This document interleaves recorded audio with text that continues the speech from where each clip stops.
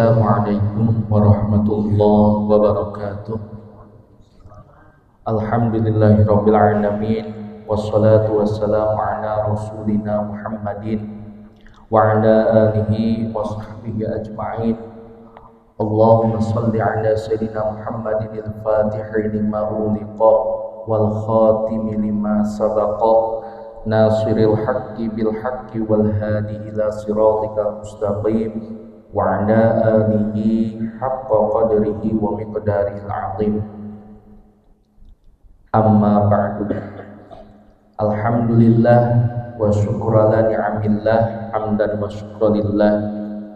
Puja dan puji kehadirat Allah Subhanahu wa taala yang alhamdulillah pada kesempatan ini kita masih diberikan nikmat sihat wal afiyah, yang tentunya kita sekarang sudah menjalani puasa ketiga, yang alhamdulillah Allah Subhanahu wa taala masih memberikan sihat, masih memberikan lapang waktu, kesehatan kepada kita untuk melaksanakan ibadah puasa dan melaksanakan sholat zuhur berjamaah. Mudah-mudahan Allah Subhanahu wa taala memberikan hidayah, taufik dan inayahnya kepada kita semua. Amin ya Allah ya rabbal alamin.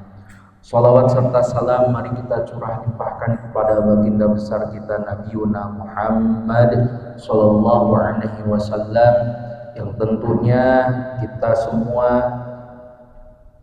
nanti di yaumul qiyamah ingin dan berirtija memohon kepada Allah Subhanahu wa taala agar nanti di yaumul qiyamah mendapatkan syafaatul uzma dari baginda besar kita Nabiuna Muhammad sallallahu alaihi wasallam.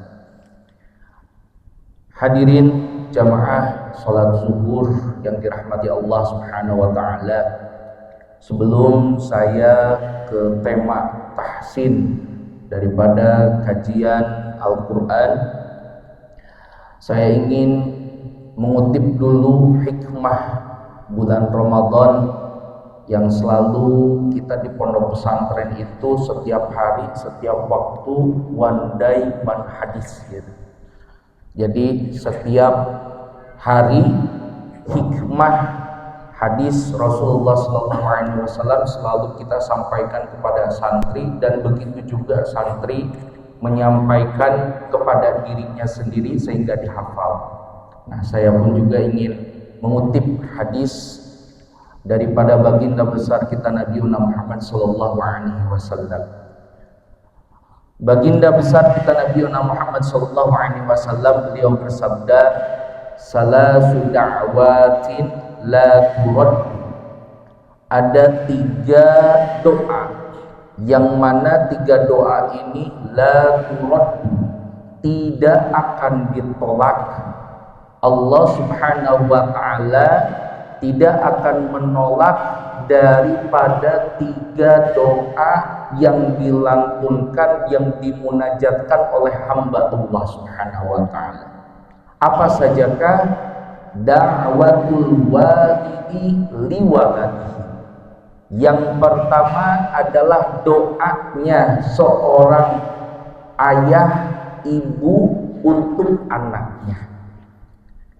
Di dalam bulan suci Ramadan ini kita selalu tentu berdoa setelah sholat, sebelum sholat, setelah melaksanakan rawatib, setelah melaksanakan mustahab, sunat-sunat Rasulullah SAW, bahkan pada sholat tahajud pun juga kita selalu berdoa.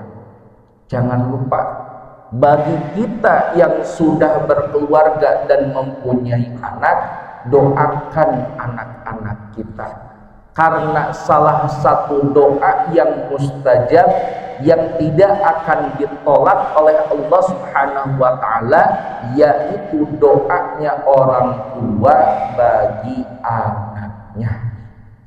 Yang kedua apa? Da'watus shaimi, doanya orang yang berpuasa. Kita sebagai hamba Allah Subhanahu wa taala diberikan kewajiban untuk berpuasa bulan Ramadan. wajib hukumnya kita melaksanakan puasa di dalam bulan suci Ramadan. Keadaan lapar, dalam keadaan lapar kita melaksanakan ibadah. Dalam keadaan lapar kita melaksanakan perintah-perintah Allah, menjauhi larangan-larangan Allah.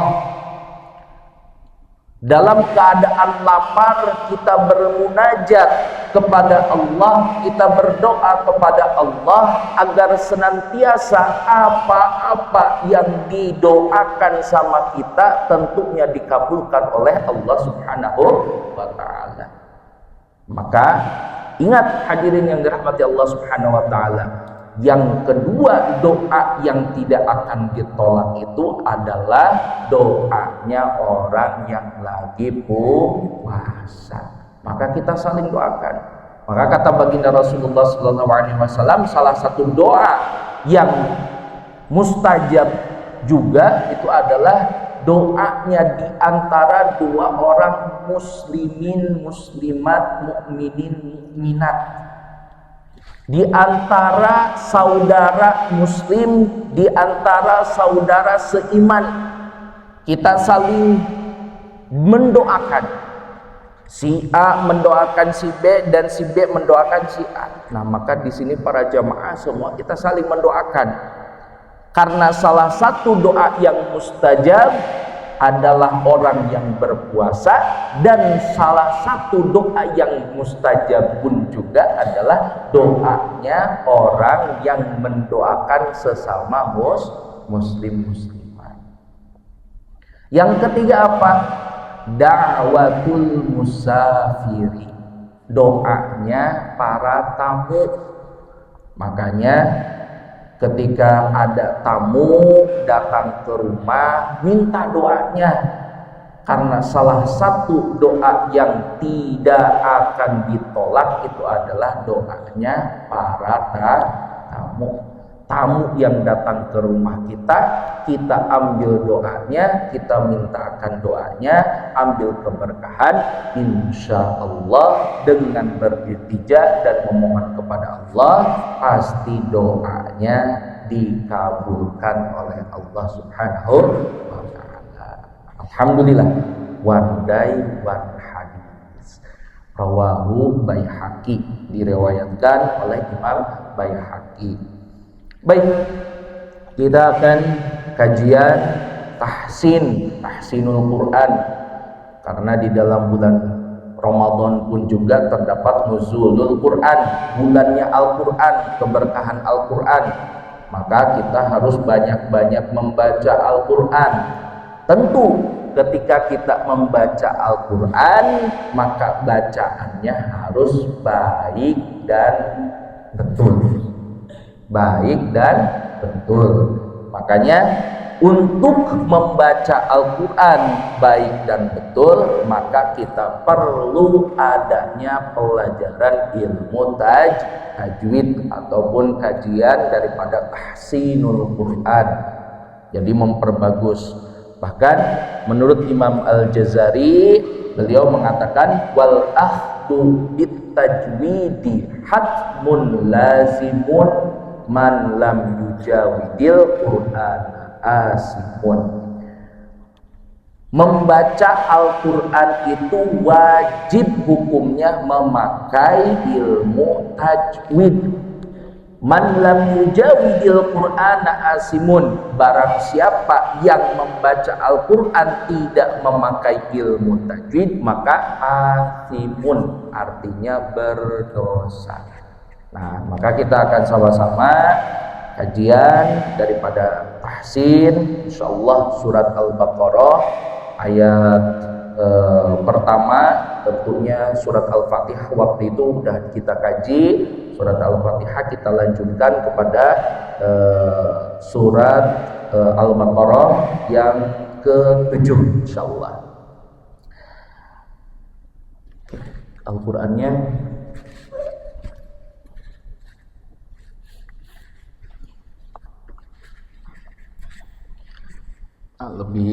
lebih enak kalau kita pakai Al-Quran. Oke.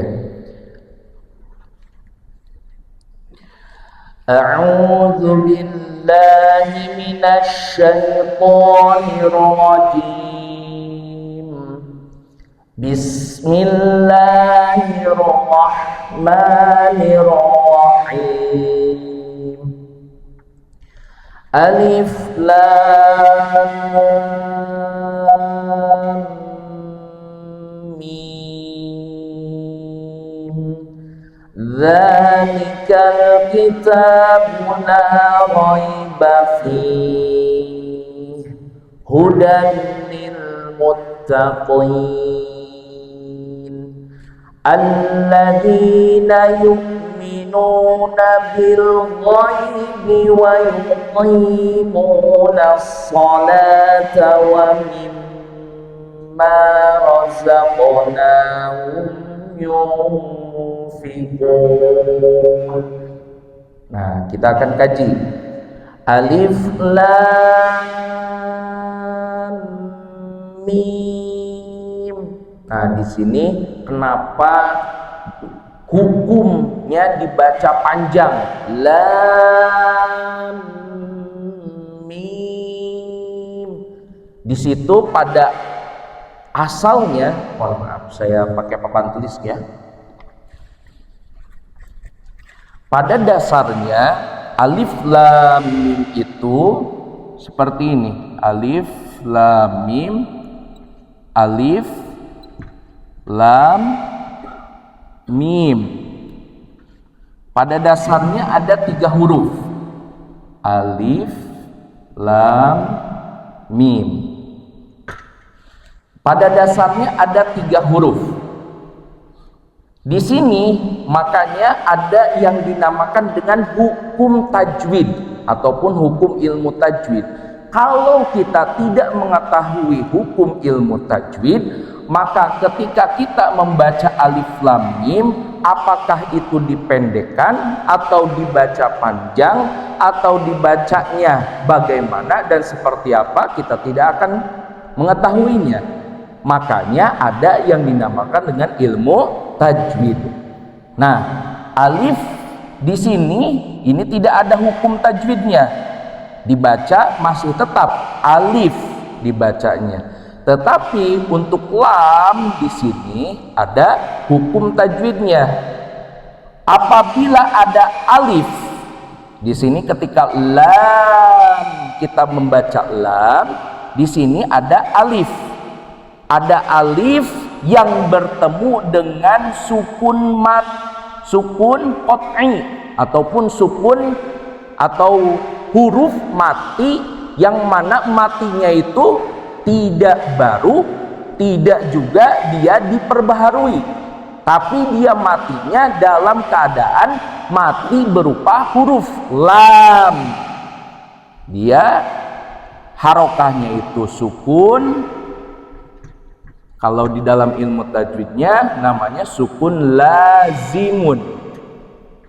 Namanya sukun lazimun. Di dalam ilmu tajwid, apabila alif bertemu dengan sukun lazim, maka dinamakan atau hukumnya mad lazim. Mad lazim. Mad itu artinya panjang. Mad itu artinya panjang, lazim itu artinya harus dibaca panjang. Makanya lam di sini harus kita baca panjang. Terus kemudian menurut Imam Asim riwayat Hafs di dalam kitab ilmu tajwid, hukum bacaan panjangnya itu berapa harokah atau berapa ketukan. Nah, dikarenakan ini mad lazim, maka 6 harokah harus kita panjangkan. 1 harokah itu disamakan dengan 1 ketukan. Berarti kalau 6 harokah berarti 6 ketukan. Berarti alif lam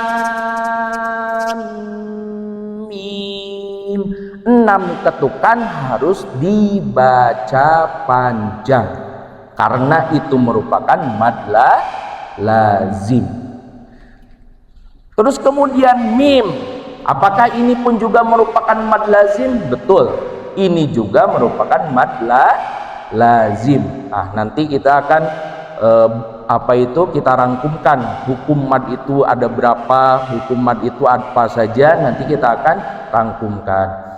Mim di sini itu merupakan mad lazim juga sama. Kenapa mad lazim? Karena di sini ada huruf mad, di sini ada alif, alif juga merupakan huruf mad. Sedangkan ya juga di sini huruf mad, bertemu dengan sukun lazim, maka hukumnya mad lazim. Sama bacaannya, harus dibaca panjang, berapa harokah? 6 harokah ataupun 6 ketukan. Nah, inilah hukum pentingnya kita mengetahui daripada hukum ilmu tajwid. Kalau misalnya kita tidak tahu bahwa di sini ada hukum ilmu tajwid, maka kita untuk membaca alif lam mim ini tidak tahu bagaimana, panjangkah atau pendekkah atau dibacanya seperti apa, ya kan? Maka di sini dibacanya seperti apa? Alif lam mim. Nah, di sini pun juga ketika lam mim, di sini harus ada semacam khayshum ataupun gunnah karena mim mati bertemu dengan mim. Alif lam mim. Nah, seperti itu. Itulah hukum ilmu tajwid. Oke, bisa dipahami ya di sini ya. Maka ketika kita membaca alif lam mim, itu pada asalnya atau pada dasarnya merupakan alif lam mim. Lam di sini ada huruf mad alif bertemu dengan sukun lazim, maka hukum tajwidnya merupakan mad lazim. Begitu juga dengan mim. Mim pun juga sama, ya di sini merupakan huruf mad bertemu dengan sukun lazim, maka hukumnya mad lazim. Nah, seperti itu nggih. Kita lanjutkan. Dzalikal kitabu, dzalikal kitab. Di situ hukumnya mad tabi'i. Di situ ada huruf mad alif, di depannya tidak ada sabab untuk ada sabab mad, maka disebutnya hukum mad tabi'i. Dzalikal ki, dzalikal ki. Di situ hukumnya apa itu? Alif lam koma riyah. Hukum alif lam di di sini ada huruf kaf, setelah huruf lam ta'rif ada huruf kaf, maka hukum tajwidnya alif lam koma riyah. Kitabu sama, itu juga mad tabi'i. La raiba. Nah, di sini ada perbedaan. La raiba. Ada ya mati, huruf sebelumnya berharokat fathah, maka ya di sini bukan merupakan huruf mad, tapi huruf lin. Maka hukumnya bukan mad tabi'i, tapi mad layyin. Kalau ada yang sebutkan mad layyin, ada yang sebutkan mad lin juga. Dibacanya bagaimana? La raiba fi, la raiba fi. Di situ ada mad tapi hanya satu ketukan saja. Hudalli, hudallil muttaqin. Hudalli di sini hukumnya idgham. Idgham bila gunnah. Hukum idgham itu ada dua. ada idgham ma'al gunnah, ada idgham bila gunnah. Kalau yang idgham mutajanisen, idgham ini, idgham itu idgham campuran. Nah, tapi pada awalnya hakikinya idgham itu ada dua. Ada idgham ma'al gunnah, ada idgham bila gunnah. Kalau yang ini namanya idgham bila gunnah. Apa itu idgham?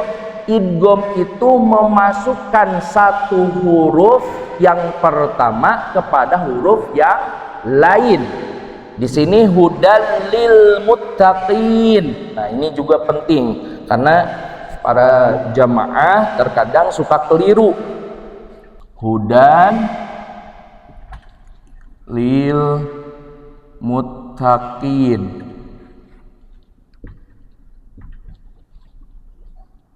Hudal lil muttaqin. Oke. Hudal lil muttaqin. Di sini hukumnya hukum idgham bila gunnah. Ada tanwin, ada hukum tanwin bertemu dengan lam, maka hukum tajwidnya merupakan idgham bila gunnah. Oke. Merupakan hukum idgham bila gunnah. Apa itu idgham? Idgham itu memasukkan tanwin ini kepada huruf lam. Huruf pertama kepada huruf yang kedua. Hudali. Jadi tanwinnya itu tidak dibaca. Bukan hudanli, tapi hudalil muttaqin. Itulah namanya idgham bila gunnah, tanpa memakai gunnah. Apa itu gunnah? Gunnah itu hiya sautun yakhruju anil khaysum, suara yang keluar daripada hidung. Tanpa mengeluarkan suara daripada hidung, huruf pertama dimasukkan kepada huruf yang kedua. Maka bacaannya bagaimana? Hudal lil muttaqin. Bukan hudan lil muttaqin, tetapi hudal lil muttaqin. Tanwinnya tidak dibaca, tapi dimasukkan tanwinnya itu kepada huruf lam. Nah, di sini suka ada keliru cara bacaan daripada tahsinul Quran ataupun ketika kita membaca Al-Quran. Ketika ada bertemu tanwin dengan huruf lam ataupun huruf gunnah yang lain, maka tanwin tersebut tidak dibaca, tapi tanwin tersebut dimasukkan kepada huruf yang setelahnya. Oke, maka itu sangat penting. Oke, kita lanjut. Alladzina yu'minuna bil ghaibi. Alladzina mad tabi'i di situ seperti yang kita ketahui, yu'minuna pun juga merupakan mad tabi'i, bil ghaibi alif lam koma riyah. Alif lam koma riyah sama. Jadi hukum lam ta'rif itu ataupun alif lam itu ada dua. Ada yang dinamakan dengan alif lam syamsiyah, ada yang dinamakan dengan alif lam koma riyah. Nah, itu nanti itu hukum tajwidnya. Wa yuqimunas sholata wa mimma.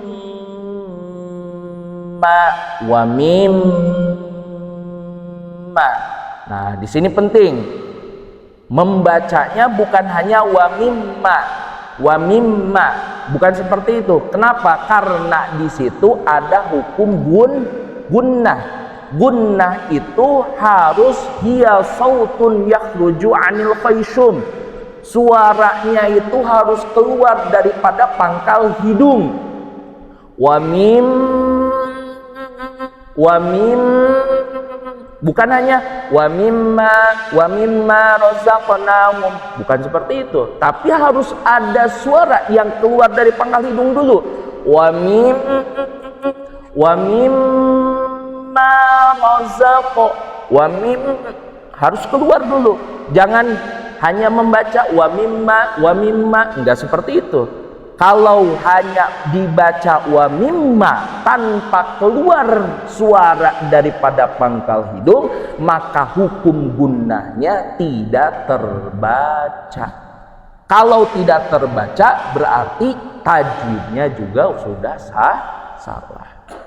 Nah, maka harus bagaimana? Harus keluar wa mimma razaqnahum yunfiqun wa mimma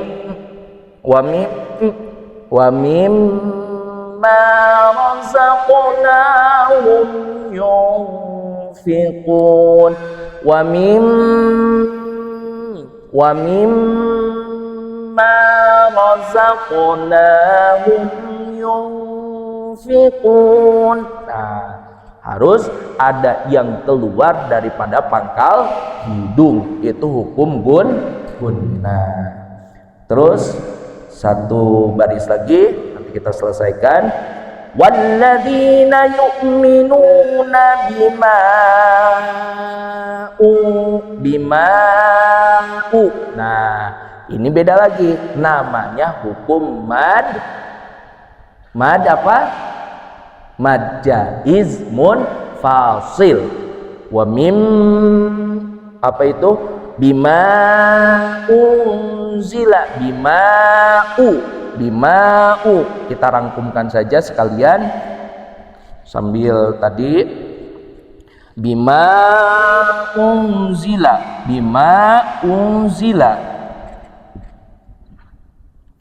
bima ada alif yang merupakan huruf mad bertemu dengan hamzah, bima unzila, hukumnya itu mad jaiz munfasil. Apa itu mad jaiz munfasil? Mad itu dipanjangkan, jaiz itu boleh, artinya boleh panjang banget, boleh juga panjangnya sedikit. Munfasil, apa itu munfasil? Harus dipisahkan antara alif yang merupakan huruf mad dan hamzah yang ada di depannya. Dibacanya bukan seperti ini, bima'ung, bukan seperti itu, tapi bima'ungzila. Harus dibedakan karena munfasil, harus dibedakan. Bima'ungzila. Nah, seperti itu hukum mad. Kita rangkum.